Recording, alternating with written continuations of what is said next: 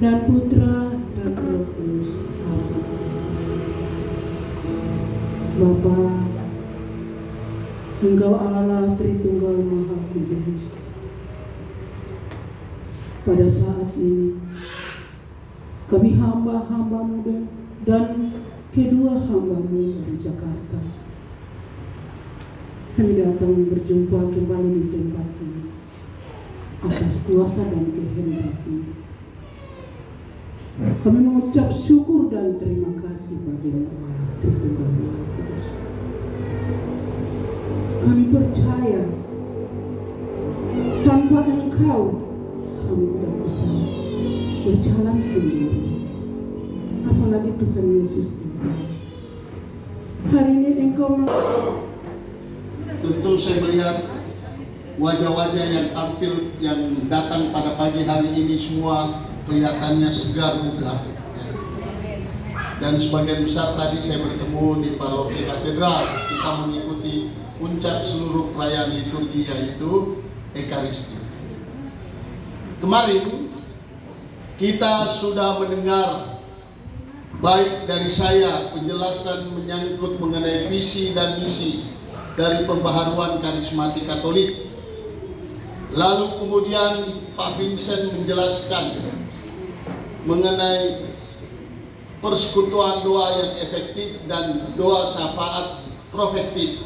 Nah, sekarang saya ingin balik bertanya lagi, apa sih inti dari persekutuan doa? Sebelum saya menjelaskan karunia Roh Kudus, apa inti persekutuan doa? Ya, ungkapannya ada benarnya, tapi apa intinya? Adalah berdoa. Namanya persekutuan, kumpulan. Kumpulan orang-orang yang sedang apa? Berdoa. Yang diungkapkan lewat apa? Kemarin Pak Dikit katakan apa? Pujian dan penyembahan. Dan penyembahan. Ya, diawali pujian, kegembiraan, supaya kita yang mungkin datang dengan beban saat masuk dalam persekutuan, hati kita dihibur, hati kita dikuatkan. Hingga tadi masuk penyembahan. Wah, luar biasa tadi penyembahan. Nah, biasanya pada saat penyembahan itu kita boleh angkat tangan sebagai tanda kebesaran akan Tuhan. Haleluya, haleluya, haleluya. Itu kan tadi. Luar biasa. Nah, sekarang saya akan menjelaskan karunia Roh Kudus. Apa sih yang dimaksud dengan karunia Roh Kudus? Karunia artinya pemberian. Oleh siapa yang memberikan itu? Tuhan melalui apa? Roh Kudus. Benar, tapi melalui apa karunia itu diberikan? Melalui kumpulan orang percaya. Siapa itu? Gereja. Apa artinya gereja? Persekutuan atau kumpulan orang-orang yang percaya, karunia. Diberikan. Saya, saudara, memiliki karunia. Bahkan ada wujudnya lewat karisma yang nampak secara pribadi kita nyatakan. Karunia itu umum. Nah, karisma itu, oh iya, secara pribadi dia bisa menyampaikan pernyataan. Semua sifatnya adikodrati, melampaui pikiran kita.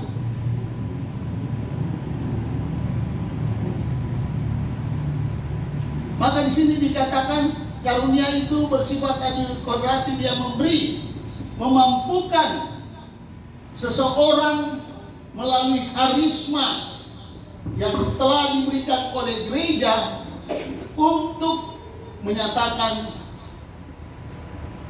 kuasa Tuhan, bukan kuasa paranormal, ya, bukan kuasa dunia perdukunan yang melampaui kodratnya, melampaui pikiran kita, melampaui keinginan kita. Itulah yang disebut karunia Roh Kudus. Terus, tetapi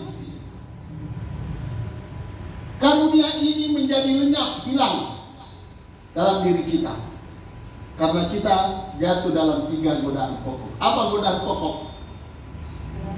Godaan dalam diri kita ada 3. Ya, kita ada gambarnya situ loh. Harta. Banyak orang jatuh tergoda karena terpikat dengan harta. Harta hanya sarana, bukan berarti tidak boleh loh. Boleh kita miliki untuk pembangunan gereja, untuk karya-karya gereja bagi orang-orang yang membutuhkannya. Tapi itu bukan tujuan, sarana. Supaya orang mengalami surga juga kan. Tapi ada juga ini jatuh dalam godaan apa ini? Hawa nafsu. Apa namanya? Kenikmatan. Makan dunia. Banyak orang yang waktu saya dulu di Jayapura, saya lihat di pinggir jalan banyak orang jatuh dalam kenikmatan alkohol sehingga nikmat dia rasakan. Tapi berapa banyak juga orang yang kena stroke karena apa? Kenikmatan mungkin melampaui makan babi rica. Iya kan? Stroke-nya naik. Ya? Darah tinggi naik kena stroke. Iya kan? Biasanya demikian. Sudah dilarang minum teh gula karena ada penyakit diabetes, makan tetap minum teh gula. Ada kan yang begitu? Ini jatuh dalam godaan. Ini menghalangi karunia. Yang ketiga ini loh, jatuh dalam godaan apa? Yang ketiga, tadi harta, kenikmatan, kekuasaan. Banyak kan orang jatuh dalam kekuasaan karena jabatan, lupa diri, dia sikat orang lain. Itu realitas yang terjadi dalam kehidupan kita.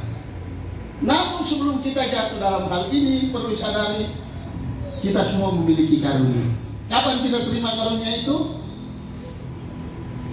Kapan? Saat Bapak dan Ibu dibaptis. Siapa yang belum dibaptis di sini? Pulang nanti pergi ke Pastor Faruk minta dibaptis. Tapi tidak langsung gitu ya. Lalu kemudian ada yang disebut sakramen dewasa. Krisma. Berarti Anda semua ini adalah orang-orang yang berkarisma, tapi lenyap karena ini. Namun luar biasanya. Lanjut, suster. Dibutuhkan pertobatan. Kalau Anda tidak mempunyai, seperti Pak Vincent katakan, keputusan, karisma yang kita miliki itu lenyap. Karena apa? Karena tidak adanya sikap pertobatan. Maka melalui pertobatan yang dilaksanakan, ini sebenarnya yang kedua, seminar hidup baru di dalam Romo memberikan kesadaran. Amin. Supaya kita mengalami pembaharuan hidup baru. Yang tadinya pemabok, yang tadinya sering ke dunia perdukunan, yang sering pegang jimat-jimat, opok-opok, semua ditinggalkan. Semua yang sering pergi ke lorong-lorong gelap sekarang tinggalin. Karena pembaharuan. Di mana ya saya mengalami cinta. Saya mengalami keselamatan.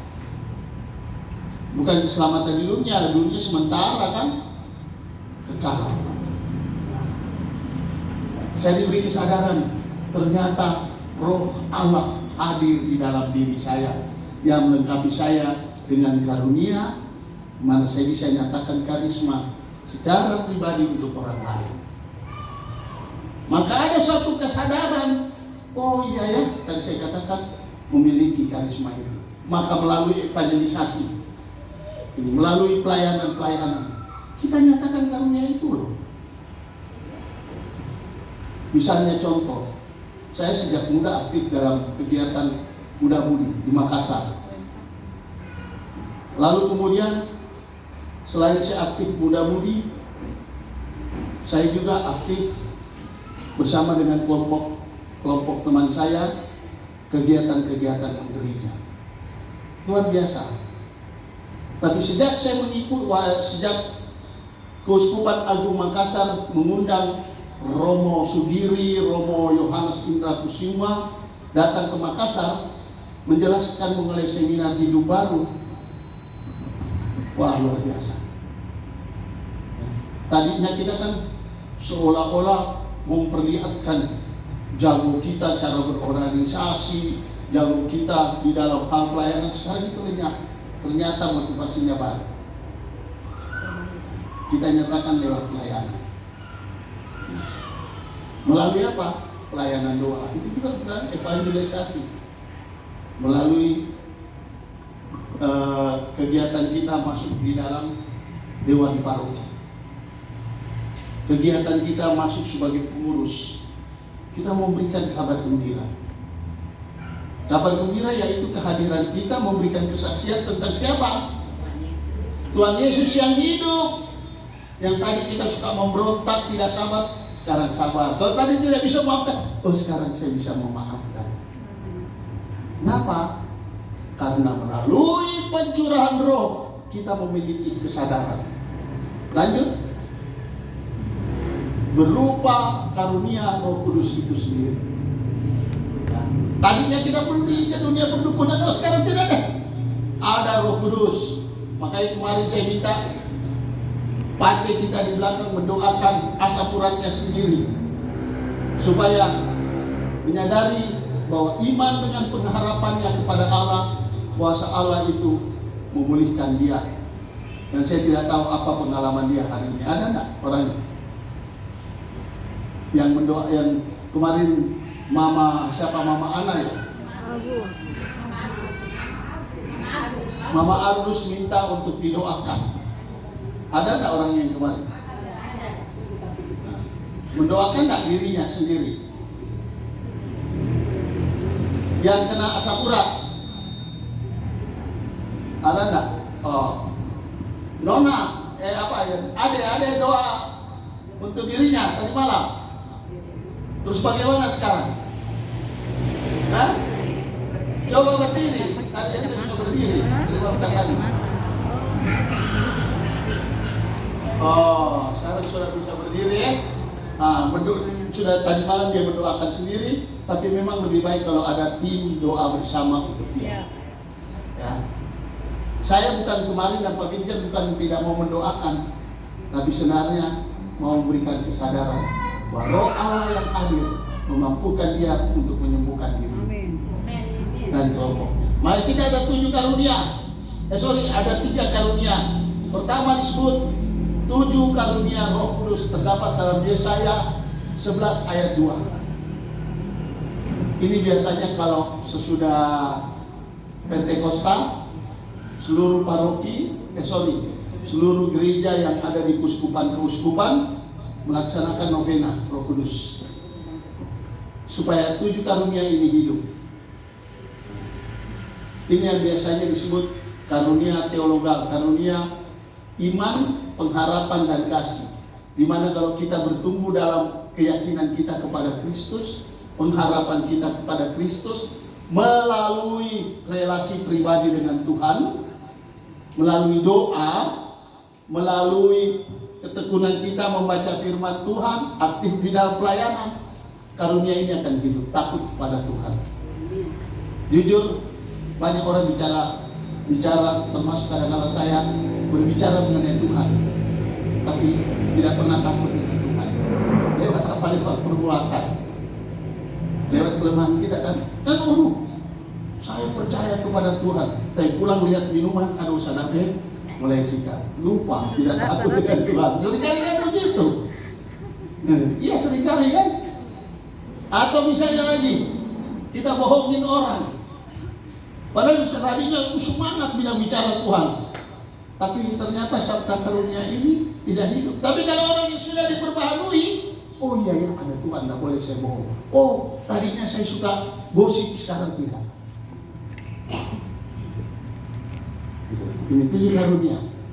Hidup dalam diri kita, dia bertumbuh karena iman pengharapan kita kepada Allah. Jadi dia tidak bersifat tetap. Dia bersifat tetap, tapi dia bertumbuh dalam waktu. Sama begini loh, pohon jambu kita tanam atau pohon sagu kita tanam, dia bertumbuh. Tapi kalau tidak disiram, dia tidak akan berbuah. Harus disiram, harus dipelihara, sehingga dia bertumbuh dan menghasilkan. Buahnya itu 7 karunia tadi. Namun ada juga yang disebut karunia karismatis. 1 Korintus 12 ayat 7 sampai 11. Ada 9 karunia. Bersifat tetap, tidak tetap. Artinya gini loh. Misalnya Suster siapa? Valen. Suster Valen. 2 soalnya namanya Suster Yamo dan Suster Valen. Nah, Suster Valen datang kepada Ibu Solar, ya. Aduh, Ibu Solar, saya sakit kepala, tolong didoain. Lalu kemudian didoakan. Tuhan Yesus, saat ini saya doakan Ibu Suster Valen supaya dia sembuh dalam nama Yesus, amin. Sudah selesai ya? Wah, segat saya. Berarti Tuhan bekerja di dalam diri Ibu Solar untuk apa? Menyembuhkan Suster Valen ini. Tapi bisa terjadi. Besoknya belum tentu dia doakan, orang mengalami penyembuhan. Atau tidak mengalami apa-apa, karena itu bersifat tetap, tidak tetap karunia karismatis ini. Bisa aja lagi, saya ikut persekutuan doa sekarang, tiba-tiba muncul dalam gambaran saya vision, gambar. Wah, kelihatannya orang persekutuan ini, banyak orang dalam persekutuan sedang bertengkar, ya kan? Muncul gambar itu. Oh, berarti di sini terjadi kekacauan. Saya harus sampaikan nubuat ini untuk kelompok itu. Tuhan, saat ini kelompok ini sedang, kami mohon saat ini Engkau persatukan kembali Tuhan kami, atau sampaikan gambar itu. Tapi belum tentu besoknya muncul lagi gambar itu. Bisa jadi tidak dapat apa-apa. Ngerti ya maksud penjelasan saya? Jadi bersifat tidak tetap, ada 9 karunia. Ini semata-mata untuk apa? Pelayanan. Kalau yang tadi sabta karunia pribadi bertumbuh, ini yang sangat mendukung untuk karunia karismatis hidup di dalam diri kita, di dalam pelayanan. Lanjut. Nah, karunia jabatan. Jabatan kita apa? Bapak dan Ibu ada 3. Kalau di Efesus 11 ayat Efesus 4 ayat 11 menceritakan ada 5. Tapi panggilan gereja ada 3. Apa? Sebagai apa kita ini? Raja, Nabi, dan Rasul. Jangan lupa itu loh, kita punya jabatan semua ini loh. Sebagai anggota gereja kita memiliki jabatan. Oh, saya sebagai Rasul, maka setiap selesai perayaan Ekaristi, kamu kuutus. Utus untuk apa? Bukan hanya pelayanan, diutus untuk apa? Memberitakan kerajaan Allah, apalagi? Menjadi saksi-saksi Kristus. Tapi kalau Anda tidak melakukan pembaharuan, pencurahan, bisa enggak? Nggak bisa. Maka dalam perayaan Ekaristi, doa syukur agung selalu apa? Ada doa. Mohon apa? Pencurahan Roh Kudus. Supaya kita mengalami pembaharuan. Dan lewat seminar hidup baru lebih efektif diperjelaskan. Oh iya, ini ada 7 langkah sampai kita diubah menjadi serupa dengan Yesus. Ya. Oleh karena itu ada 9 karunia ini yang saya akan jelaskan. Pertama disebut karunia sabda. Karunia sabda artinya karunia menyampaikan pesan. Itulah yang disebut karunia nubuat. Karunia nubuat artinya saya menerima pesan Tuhan, lalu saya sampaikan kepada orang lain. Misalnya contoh, saya mendoakan anak saya yang ada misalnya di Jayapura. Tuhan Yesus, saat ini saya mendoakan anak saya sekarang sedang studi di Jayapura. Saya mohon engkau menjamah dia. Amin. Ini doa iman. Tapi kita tidak mengetahui apa pesan Tuhan untuk anak kita. Lalu kita doakan. Ini sama dengan doa syafaat profetik. Tuhan Yesus, saat ini saya mendoakan anak saya yang ada di Jayapura. Tolong Tuhan, sekarang gimana keadaannya Tuhan Yesus? Lalu masuk doa apa? Doa kontemplasi atau doa meditatif, yaitu doa apa yang kemarin diajarkan? Profetik. Salah satunya doa bahasa. Haleluya, haleluya. Karena kita tidak tahu. Kita hanya sampaikan konsep. Bukan konsep, kita hanya menyampaikan permohonan yang terdalam, keluh kesah. Entah tentang anak kita ataupun permohonan kita. Tiba-tiba muncul gambarannya, ternyata mereka anak saya di sana sekarang sedang mabuk-mabukan. Muncul dalam pikiran. Atau dia bilang dia sekolah tapi lebih banyak tidak pernah pergi kuliah. Muncul gambaran itu. Pernah tak Bapak dan Ibu alami pengalaman seperti itu dalam doa? Ada enggak di sini? Oh, ada seorang ibu, dia doakan anaknya, muncul gambaran. Lalu kita tinggal mengambil satu tindakan kan, doa. Tuhan, saat ini saya melihat anak saya begini, saya mohon engkau untuk memberikan rahmat pertolongan. Ini nubuat. Nubuat lewat doa pribadi melayani siapa? Anak kita yang berada di daerah lain. Juga termasuk suami. Karena pernah saya punya pengalaman, seorang ibu aktif dalam persekutuan doa. Dulunya dia kalau pulang kerja selalu tepat jam 5, tapi tiba-tiba berubah. Padahal dia anggota dewan. Pulang jam 7, jam 8 malam. Karena ibunya ini sudah dapat pembekalan, dia doakan suami. Tuhan Yesus, saat ini saya berdoa, terima kasih Engkau berikan suami yang baik. Saya bersyukur karena luar biasa dia. Tiba-tiba dia doa, dia lihat ada nona manis dan bergandengan tangan dengan suaminya. Kaget suaminya, ini ibu kaget. Dia doa, muncul lagi itu. Dengan bijaksananya dia tanya ke suami, Pak, aneh loh, saya doakan, tiba-tiba ada gambaran tentang kamu loh, dengan seorang wanita. Berubah wajah suami. Dia saya doakan, bukan saya tuding loh. Apakah Tuhan menyatakan hal ini? Suaminya diam. Ditanya lagi, marah suaminya. Tapi pulangnya sudah bukan lagi jam 9, jam 5. Itu jam 5 sampai di rumah, mana ini? Dia terus cium tangannya. Tangan istrinya, ini menurut sharing itu. Terus dia cium, lalu kemudian dia katakan, maaf ya. Kenapa? Bilang doamu katanya luar biasa. Ya. Bukan soal doanya luar biasa, tetapi karena dia apa? Sudah mendapat pembekalan lewat karunia, lewat seperti yang kita alami, dia doakan. Lalu kemudian dia sampaikan hal itu dengan bijak. Suaminya mengaku, dan suaminya akhirnya sekarang pulang jam 5. Tahu ketahuan dari temannya ada main mata dengan sekretaris. Ya, itu efektif. Dia tidak tahu itu nubuat. Nubuat artinya Tuhan menyampaikan pesan itu, tapi masih kabur. Kalau saya dapat pengetahuan lebih jelas. Nah, yang kedua, karunia bahasa roh. Karunia bahasa roh artinya apa? Karunia yang Tuhan berikan kepada kita berupa bunyi, berupa suara yang kita tidak ngerti, tapi pikiran kita kepada Tuhan.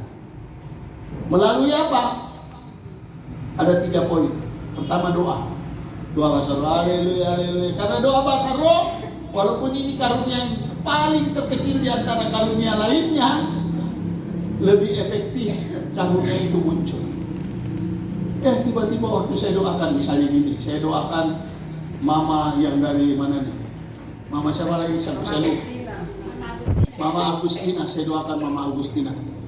Tolong Pak doakan saya doa. Haleluya, haleluya, haleluya, haleluya, haleluya. Saya doakan misalnya ya. Haleluya, haleluya, haleluya. Saya doakan. Sudah saya doakan, muncul pernyataan berupa pesan. Mama Agustina dimampukan Tuhan bisa untuk mengumpulkan kaum muda memuji Tuhan. Itu kata-kata itu muncul. Lalu saya sampaikan, Mama ada pesan Tuhan bahwa Tuhan menyampaikan bahwa Mama diberikan kemampuan untuk menjadi leaders atau pemimpin di dalam mempersatukan anak-anak muda. Oh, dapat pesan. Lewat siapa? Lewat kita. Hingga akhirnya, puji Tuhan, memang saya senang dengan anak muda, kumpul mereka, berikan spirit kepada mereka. Oke. Ini yang disebut karunia nubuat. Karunia bahasa roh, lalu kemudian ada nubuat dalam bahasa roh, tapi disertai penafsiran dalam bahasa sehari-hari. Sekali lagi saya ulangi, karunia bahasa roh ada 3. Pertama doa, karena doa bahasa roh hanya kita sampaikan lewat suara tanpa konsep. Haleluya, haleluya, haleluya. Tiba-tiba dalam doa itu saya dapat bahasa sehari-hari. Misalnya seperti Mama Agustina saya dapat. Oh ya, dia harus jadi pemimpin begini. Nah, karunia itu yang disebut karunia penafsiran dalam bahasa roh. Saya dapat karunia nubuat dalam bahasa roh, tapi saya dapat juga karunia menafsirkan. Kalau cuma hanya dengan bahasa roh, kita kan nggak ngerti. Cuma tahunya mengarahkan pikiran kepada Tuhan. Tapi bisa terjadi karunia menafsirkan itu. Oh iya, saya melihat gambar, saya mendengar suara, saya merasakan sesuatu. Misalnya saya doakan ibu ini. Ibu ini seperti Pak Paulus, saya lihat wajahnya. Pak Paulus siapa? Sekarang Kapolda mana? Bukan, Gubernur mana?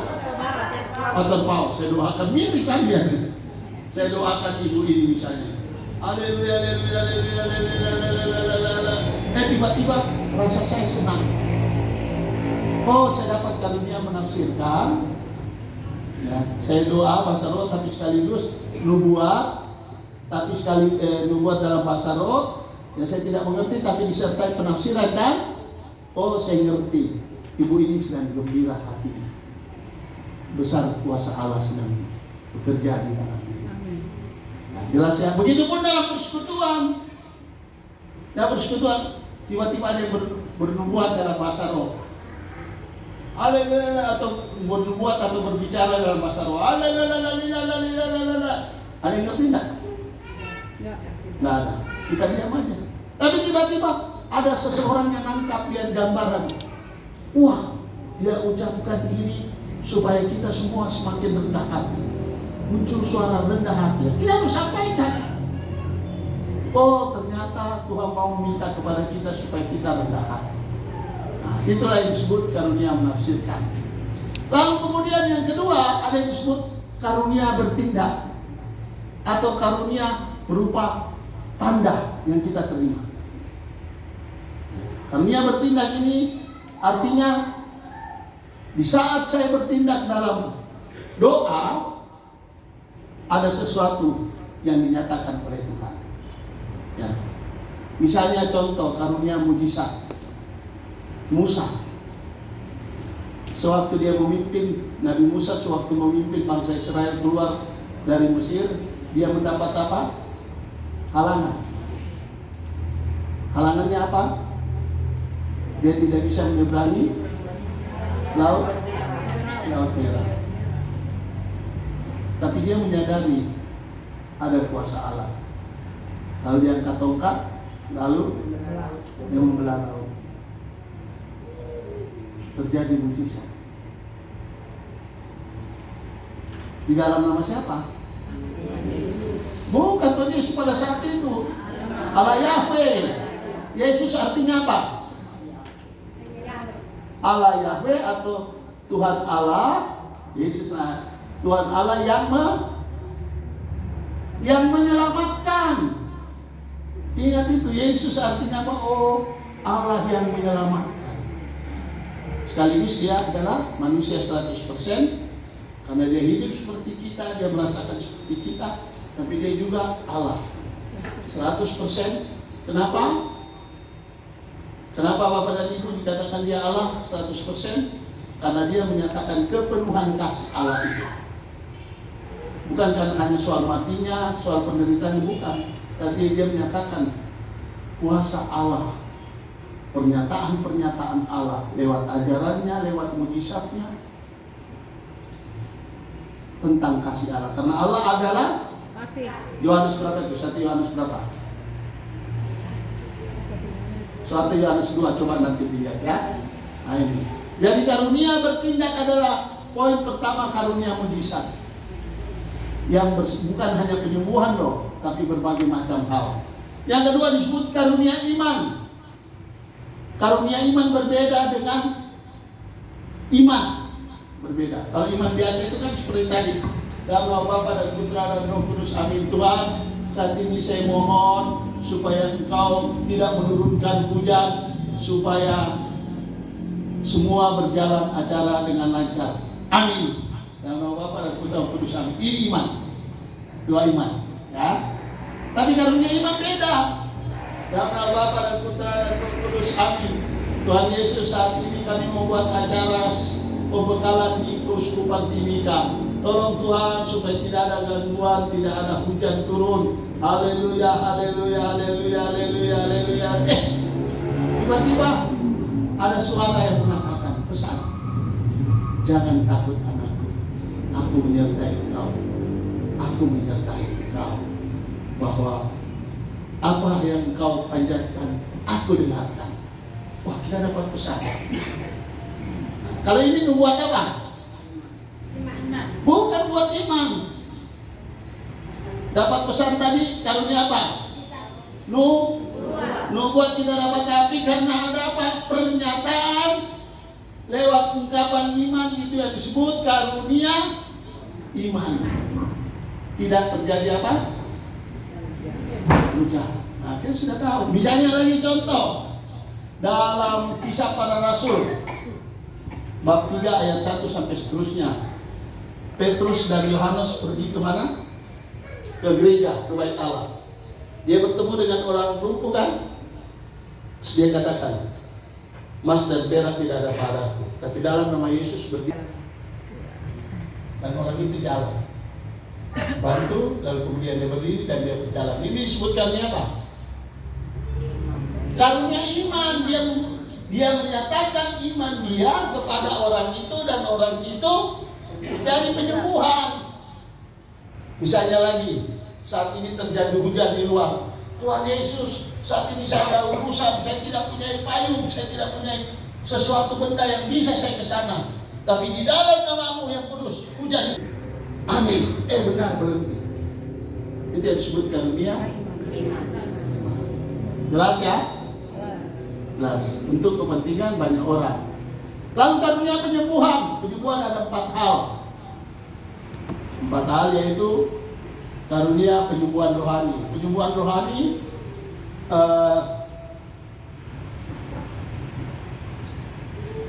obatnya adalah pertobatan. Ya, pertobatan mengapa? Karena penyakit rohani adalah orang-orang yang selalu berulang kali berbuat dosa. Pertobatan melalui sakramen pertobatan, di mana orang yang seringkali jatuh di dalam 7 godaan pokok. Tahu 7 godaan pokok apa?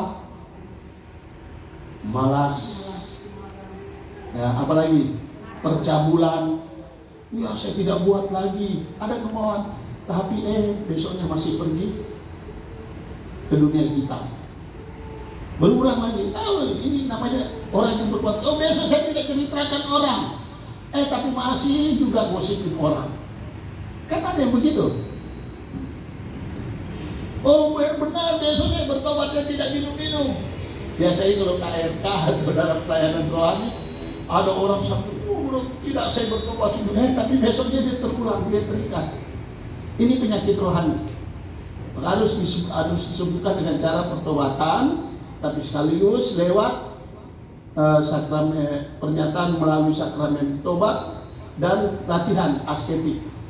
Dia harus bergabung dalam suatu persekutuan supaya dia terbentuk kebiasaan hidup rohaninya lebih baik lagi. Kalau dia lepas biasanya terulang karena tidak ada yang mendukung. Ini penyakit rohani bisa disembuhkan lewat karunia iman kalau ada pertobatan. Yang kedua, ternyata bukan itu. Karunia penyembuhan bukan hanya menyembuhkan dari kehidupan rohaninya, tapi yang kedua penyembuhan psikis jiwa. Maka ada orang bilang cinta ditolak, dukun bertindak, sakit hati, dendam. Dendam itu bagian psikis kan, sakit hati. Tiba-tiba dia didoakan, orang itu oke, saya bisa mengampuni dia. Ini juga disebut karunia penyembuhan, di mana dia mendoakan orang dan orang itu sembuh. Yang ketiga disebut karunia penyembuhan fisik. Misalnya tadi saya contohkan Ibu Solar mendoakan suster yang sakit kepala. Dia doakan dalam nama Yesus, kepala suster tidak hilang, ya. Tapi suster kepalanya semakin segar dan disembuhkan. Tiba-tiba sakit kepalanya benar disembuhkan. Kemarin kan banyak yang didoakan sembuh. Nah, itu yang disebut karunia penyembuhan fisik. Dan orang seringkali hanya melihat di situ. Tapi ada lagi yang disebut karunia penyembuhan karena disebabkan oleh kuasa gelap. Sehingga nampak lewat fisiknya, lewat psikisnya, tahu-tahu itu dari kuasa gelap. Tapi di saat didoakan orang ikut dibebaskan dari kuasa gelap. Berarti memperoleh karunia penyembuhan dari pembebasan kuasa gelap. Jadi meliputi 4 poin menyangkut karunia penyembuhan ini. Tapi ini harus kita lakukan lewat suatu tindakan dalam layanan doa. Kalau tidak bisa. Karena seringkali banyak dukun-dukun palsu yang bermunculan. Begitu baru ikut SADR, baru ikut seminar hidup baru, oh aku dipenuhi roh, sini saya doakan kamu. Astagfirullah, ya tidak. Seringkali ada yang begitu loh. Padahal kita semua memiliki karunia. Yang terakhir, karunia mengetahui. Karunia mengetahui adalah di mana seseorang dimampukan oleh Tuhan untuk mengetahui yang tidak diketahui. Terdiri dari 3 bagian.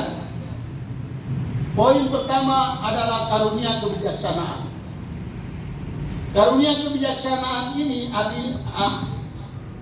artinya ada orang yang dimampukan untuk mengambil keputusan yang seadil-adilnya. Contoh yang paling jelas Salomo. Di mana ada 2 wanita datang menyampaikan bahwa anak ini adalah anakku. Si A bilang, ini juga anakku. Si B juga mengatakan ini anak. Tapi Salomo mendapat hikmat. Mendapat hikmat di mana diambil pedang, lalu dia mau membelah anak itu. Yang satu mengatakan, lebih adil lagi kalau engkau membelah dia. Tapi yang satu menangis, jangan.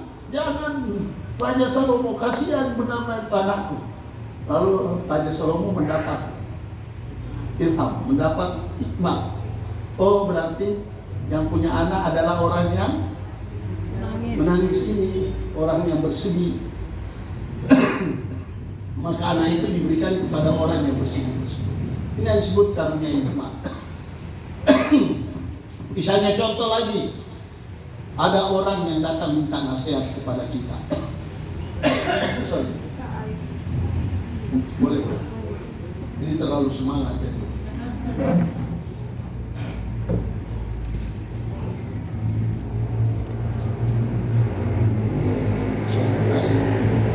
Misalnya lagi, orang mempunyai masalah yang sumpah. Bahasa Indonesianya masalah yang sukar sekali dia bercakap. Dia datang minta nasihat kepada suster. Suster, suster, saya mempunyai masalah menyangkut dari anak saya yang begini. Suster hanya dengar. Tiba-tiba suster dapat hikmat. Dia menyampaikan, ibu sabar. Coba ibu lebih banyak merangkul dia. Ya. Ibu lebih mendengar dia. Begitu dengar nasihat suster ini, langsung ibu juga, oh iya, terima kasih suster. Dan dia laksanakan. Ternyata anak ini berubah. Itu yang disebut karunia kebijaksanaan atau karunia hikmat, di mana orang dimampukan oleh Tuhan karena memperoleh karunia itu. Yang kedua, karunia sabda pengetahuan yang tidak diketahui menjadi ketahuan. Saya seringkali lupa di rumah, kehilangan kunci. Saya tidak tahu di mana kunci rumah yang seharusnya bisa membuka ruang kerja saya. Seringkali saya lupa di mana saya letakkan. Saya doa, Tuhan Yesus, saat ini saya kehilangan kunci. Saya tidak tahu di mana. Santo Ignatius, tolong. Tiba-tiba muncul dalam pikiran saya. Saya lihat ternyata ada di bawah bantal kepala tempat tidur saya taruh di bawah. Saya pergi ke situ. Oh iya ya, ada di situ. Siapa pernah tak dapat karunia ini? Ya? Ada kan banyak. Itu salah satu benda yang hilang. Tapi misalnya dalam persekutuan doa, tiba-tiba saya datang ikut persekutuan, kepala saya sakit. Kenapa ya sakit? Padahal saya tidak ada. Pada waktu saya datang tidak sakit kepala saya. Berarti Tuhan menyatakan sesuatu, bahwa ada orang sakit kepala, tapi kemudian sembuh. Tadi sakit sekali, sekarang sembuh. Oh, berarti Tuhan menyatakan dalam persekutuan ini ada orang yang sakit kepala disembuhkan. Jangan diam, sampaikan kepada umat. Saat ini ada yang sakit kepala disembuhkan oleh Tuhan. Jadi bukan hanya vision, bukan hanya suara, bisa lewat rasa pada visi kita. Tapi bisa terjadi gitu juga. Tiba-tiba dalam pelayanan pribadi, saya doakan dulu, atau pengalaman saya. Dulu saya waktu saya masih frater, gini-gini bekas frater. 11 tahun dari saya sampai tabisan diakon saya mundurkan diri. Tinggal dipersiapkan oleh imam, tapi karena ada sesuatu hal ya sudah sampai di situlah panggilan saya. Tapi saya tetap aktif, saya bergabung di Persekutuan Agung Jakarta. Saya produk dari angkatan senior Romo Yohanes CSE. Lalu dulu Ngadi Reso, lalu kemudian Exodus ke Cikadere. Lalu saya ditempatkan di Jakarta. Nah, misalnya contoh gitu, saya frater, ada orang selalu saya dengan Romo memberi retret. Kalau retret biasanya ada orang minta pelayanan doa, oke kita layani. Doakan di Pak, tolong doakan supaya saya bisa mewartakan sabda Tuhan sampai ke daerah manapun. Oke, saya doakan. Nah, disinilah doa, pelayanan doa yang luar biasa di mana ada kuasa Tuhan berupa kenabian itu muncul. Saya doa, Tuhan saat ini tolong Tuhan, haleluya, haleluya. Tiba-tiba muncul gambaran.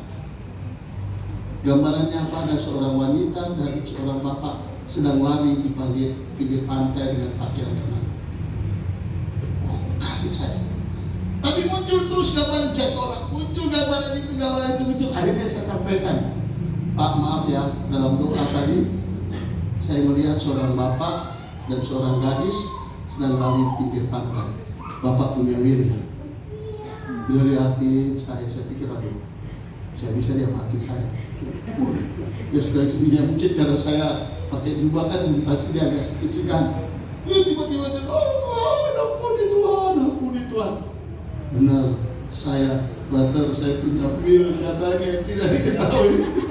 Nah, lihat sesuatu yang tidak diketahui menjadi apa? Yang menghalangi dia menjadi pewarta. Dan dia bertobat luar biasa. Dia bertobat dan dia tinggalkan wanita itu Dia tinggalkan percaya selingkuhnya, dan dia menjadi pewarta yang luar biasa.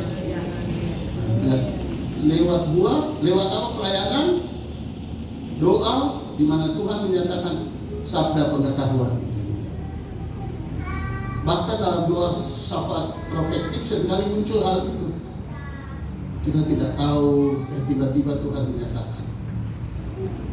Misalnya contoh, di Jakarta itu seringkali kalau kita mau melaksanakan sesuatu selalu berdoa. Biasanya boleh tanya Pak Vincent, tidak punya modal. Pokoknya kita muncul kita ada rancangan ini untuk kerajaan Allah. Kehendak Allah bukan, kita doa.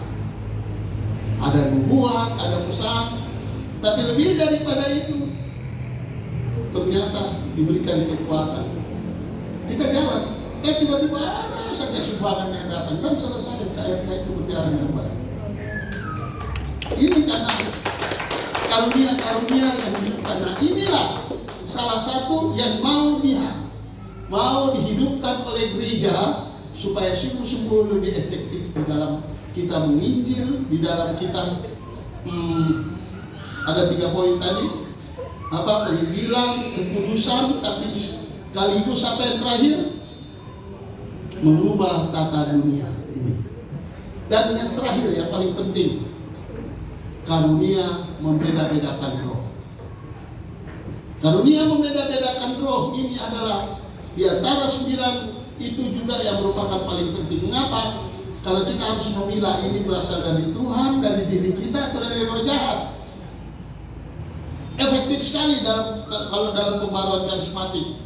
Kalau lewat Ignatian, artinya lewat cara-cara romo Yesuit, itu agak sedikit lama waktunya. Karena itu untuk jangka panjang. Tapi kalau untuk dalam pelayanan yang efektif, kita hanya doa dan bahasa roh. Haleluya, haleluya. Muncul pesan. Kita doa terus. Haleluya, semakin jelas muncul hal itu.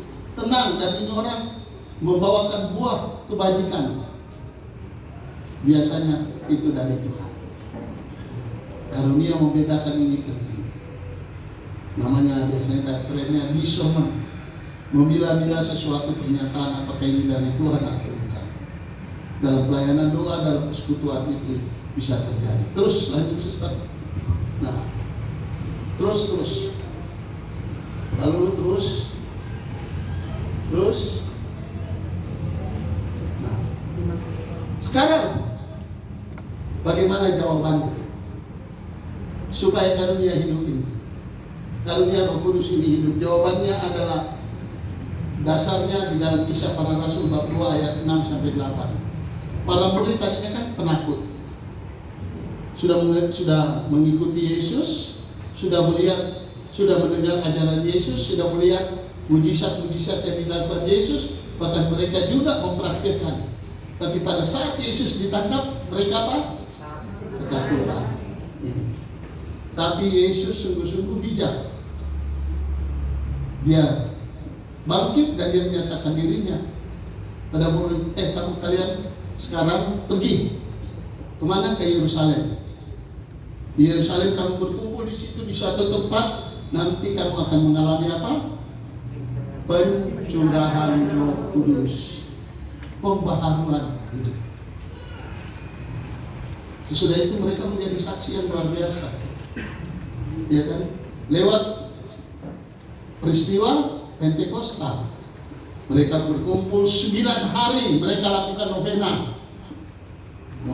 tiap hari, mereka doa bersama. Terus pada saat pencurahan roh, mereka mulai bernubuat, mereka mulai menerima salah satu karunia, yaitu karunia bahasa roh. Pentekostal. Apa artinya Pentekostal? Turunnya Roh Kudus, tapi lebih daripada itu apa artinya Pentekostal? Sister, Pentakostal. Ayo. Turunnya Roh Kudus, karena turunnya Roh Kudus sehingga kita mengalami apa? Kepenuhan hidup dalam Roh. kita mengalami pencurahan roh, di mana roh hadir, roh menghidupkan kita. Jujur, gereja sudah 2000 tahun lalu berkarya, tapi masih banyak kita lihat suam-suam kuku. Fanatis agama is okay, luar biasa. Bapak dan Ibu kalau pergi ke KI, karena saya pernah ke sana, jangan coba-coba menyerang mengenai gereja Katolik. Wah, mereka sikap. Tapi masih banyak juga yang ngomong kebun binatang kalau parah. Masih ada juga yang banyak mabuk-mabukan. Gitu. Banyak bicara soal gereja, tapi hari Minggu tidak pernah muncul di gereja. Tapi lewat pembaharuan ini orang mengalami bagaimana Tuhan memperbarui dia, dan melalui karunia Tuhan menyatakan kepada saya, kepada kita sekalian, melalui diri sendiri, melalui persekutuan, melalui pelayanan kita untuk kepentingan bersama demi kemuliaan Allah. Ya, bukan untuk kepentingan saya, tapi demi kepentingan kemuliaan Allah.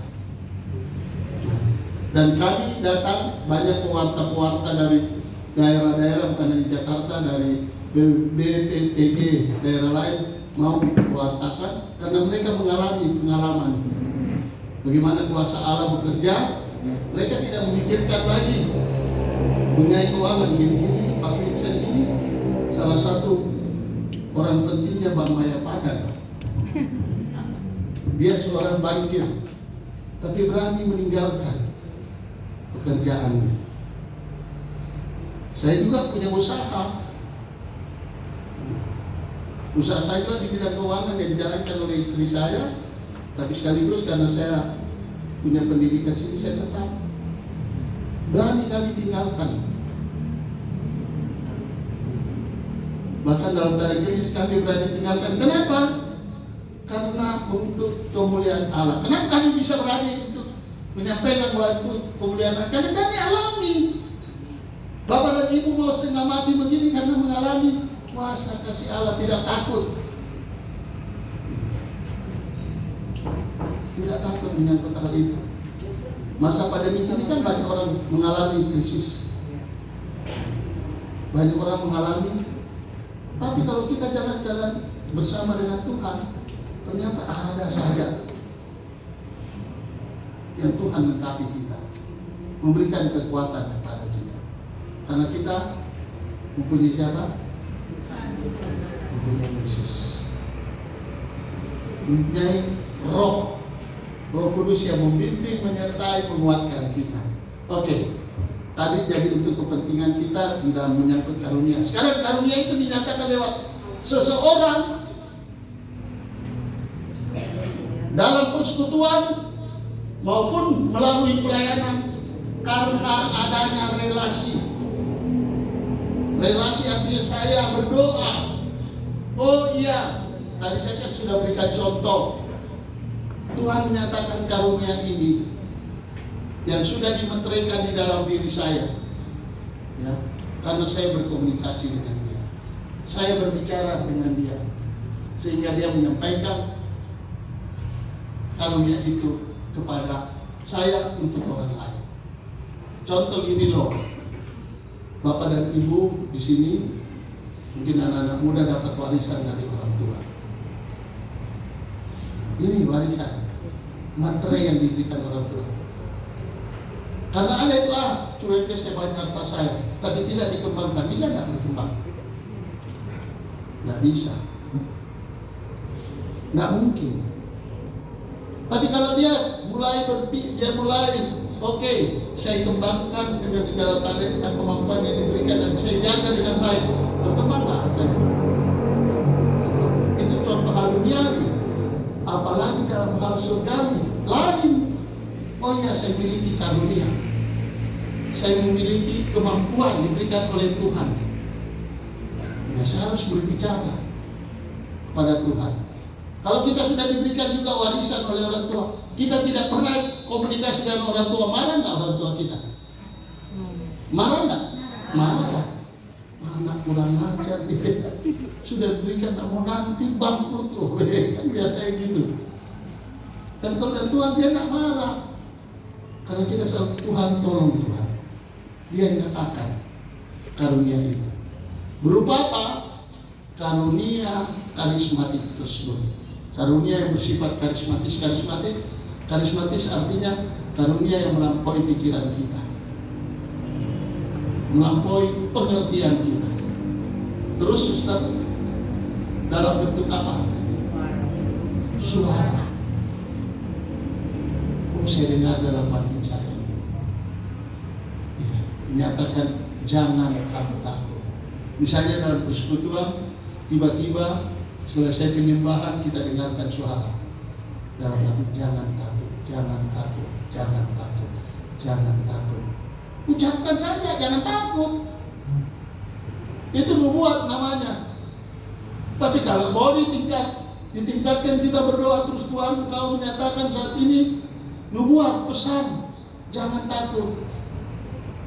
Jangan jelas lagi Tuhan.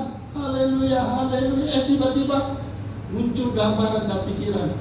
Lihat seseorang pemuda yang sekarang ini ketakutan. Lihat dalam gambaran.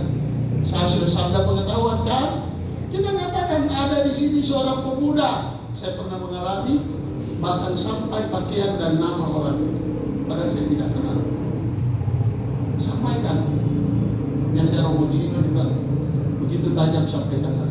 Dia dari nubuat umum khusus sabda pengetahuan. Saat ini ada seorang pemuda yang ketakutan. Pakaiannya ini, namanya ini.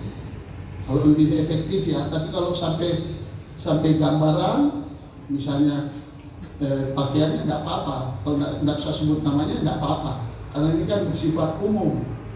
Sampaikan saja. Dalam nama saat ini Tuhan menyatakan ada seorang pemuda pakaian warna merah, misalnya kelihatan gambar itu warna merah, sampaikan. Atau tidak ada, cuma laki-laki yang dilihat, sebutkan laki-laki yang sedang ketakutan, Tuhan sedang menjamahnya. Jangan takut. Ini biasanya ada orang yang dengar itu terkejut, saya. Atau misalnya lagi dalam persekutuan, tiba-tiba perut saya sakit, bukan karena lapar ya. Wah sakit kan, kenapa ya? Saya tadi tidak ada sakit perut, selama ini ada sakit perut. Tiba-tiba sembuh. Oh berarti saya harus tahu. Di sini ada orang sakit perut yang disembuhkan oleh Yesus. Kalau mau lebih jelasnya, tolong angkat tangannya. Biasa orang bilang, oh saya. Itu sabda pengetahuan. Kalau nubuat lain, nubuat hanya dengar suara. Saat ini orang sakit perut, cuma tahu umum kan? Kita sampaikan. Kalau segi fisik, suara, ya. Vision, tadi saya sudah jelaskan, muncul dalam gambaran. Lalu kemudian sentuhan tubuh, tadi saya sudah katakan juga. Oh tiba-tiba sakit kepala, sakit perut, itu. Atau dorongan yang muncul dalam diri kita.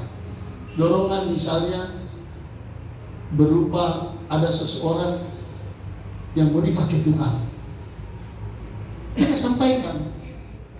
Nah inilah pernyataan-pernyataan Tuhan yang terjadi di dalam diri kita dalam suatu persekutuan maupun pelayanan doa untuk kepentingan bersama yang dinyatakan melalui pelayanan kita masing-masing. Kira-kira cukup jelas terus Sister? Makanya ini yang terakhir, bagaimana caranya menerima pernyataan? Selalu kalau dalam persekutuan diawali puji-pujian. Kenapa Pak Vincent sudah jelaskan? Supaya kita sungguh-sungguh bergembira di dalam Tuhan. Yang kedua, kita ucapkan doa syukur. Terima kasih Tuhan, spontanitas. Atau doa pujian kebesaran Tuhan. Terima kasih karena Engkau Allah yang maha besar, Engkau Allah yang maha baik, Engkau Allah yang sungguh luar biasa. Misalnya ya, Lalu masuk penyembahan tadi bagus sekali masuk penyembahan. Mama Agustina tadi antar kita. Haleluya, haleluya, haleluya. Dalam bahasa suku apa? Komoro. Haleluya, haleluya. Oh, bagus sekali tadi. Terasa kehadiran Tuhan. Bapak dan Ibu bisa angkat tangan juga sebagai tanda kebesaran Allah. Saya menyembah Engkau. Dalam pujian juga bisa kita angkat tangan. Jadi angkat tangan ini bukan hanya asal-asal angkat tangan begini, enggak. Dasarnya ada di dalam kitab Mazmur juga dikatakan, mari kita mengangkat tangan memuji kebesaran Tuhan, menyembah kehadiran Dia. Lalu masuk senandung roh tadi, lalu ning. Ning ini bisa kita doa bahasa roh. Berpusat pada Tuhan. Haleluya, haleluya, haleluya, haleluya, haleluya, haleluya. Dari hati kita yang terdalam. Karena kita mempunyai konsep yang terbatas. Sesudah itu ada pernyataan. Pernyataan itu berupa karunia-karunia itu tadi yang saya jelaskan. Haleluya. Ada yang katakan saat ini begini, saat itu begitu. Nah, inilah gambaran menyangkut mengenai karunia Roh Kudus. Biasanya seminar ini waktu saya berikan PKI itu 4 hari dengan Pak Billy siapa Pak? Billy Saputra ya? Pak Billy Hargato. Dan Pak Billy saya diutus oleh BPN. Jadi saya kalau kemana-mana saya tidak pernah mau membawa nama saya, tapi selalu diutus oleh gereja. Jadi gereja yang mengutus saya ke sana. Di sana saya membimbing selama 4 hari.